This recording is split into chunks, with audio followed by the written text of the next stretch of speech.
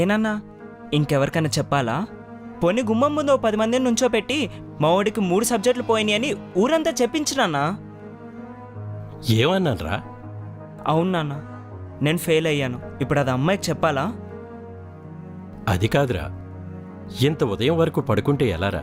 Pass అవ్వాలి కదా, నీకంటూ ఓ గోల్ ఉండాలి కదరా. లేపడం తప్పు కాదు, పాస్ అవ్వమని చెప్పడము తప్పు కాదు, కానీ కనిపించిన ప్రతి ఒక్కరికి నేను ఫెయిల్ అయ్యానని చెప్పడం తప్పు. అయినా గోల్ ఏంటి నాన్న? సరే, నా గోల్ పక్కన పెట్టండి. మీ గోల్ ఏంటి? Cab driver అవడమా?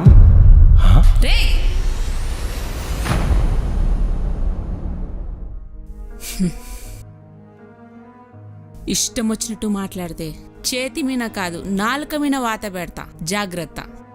మాట్లాడే ముందు మీ నాన్నతో మాట్లాడుతుంది తెలుసుకొని మాట్లాడు. పో లోపలిగా.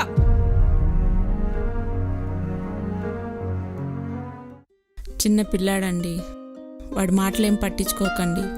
పర్లేదులేవే, వాడు నా కొడుకు, నన్ను అనకపోతే ఇంకెవరినంటాడు?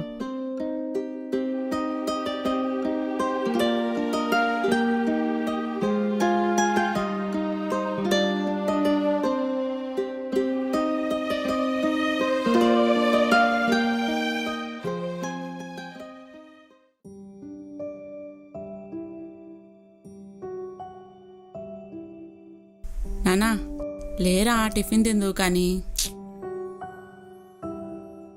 ప్లీజ్ రా, మా నాన్న కదూ, మా బుజ్జి కదూ. లే లే లే లే లే లే దా లే.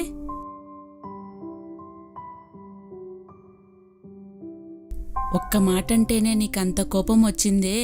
కనిపించిన ప్రతి ఒక్కరూ మీ అబ్బాయి పాస్ అయ్యాడా అని అడుగుతూ ఉంటే నిజాన్ని దాయలేక, అబద్ధాన్ని చెప్పలేక, అప్పుడు మీ నాన్నకి ఎంత కోపం రావాలి? తిన్నా తినకపోయినా నీ కాలేజీ ఫీజు ఎప్పుడూ ఆపలేదురా. ఎందుకంటే అందరి ముందు ఒక్క మాట కూడా అనిపించుకోకూడదని.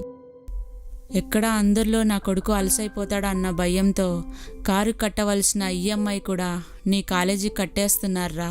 తండ్రిగా ఆయన నీ గురించి అంత ఆలోచించినప్పుడు కొడుగ్గా నువ్వు ఇంకెంత ఆలోచించాలరా. అన్నది మా అమ్మే, కొట్టింది మా నాన్నే అనుకుంటే ఎలాంటి కోపాలు ఉండవురా.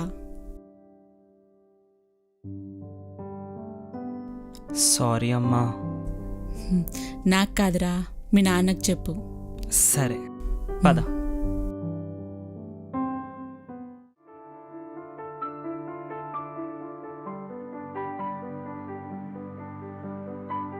ఏమి నాన్న, టిఫిన్ చేసావా? లేదు నాన్న. ఏ? సారీ నాన్న.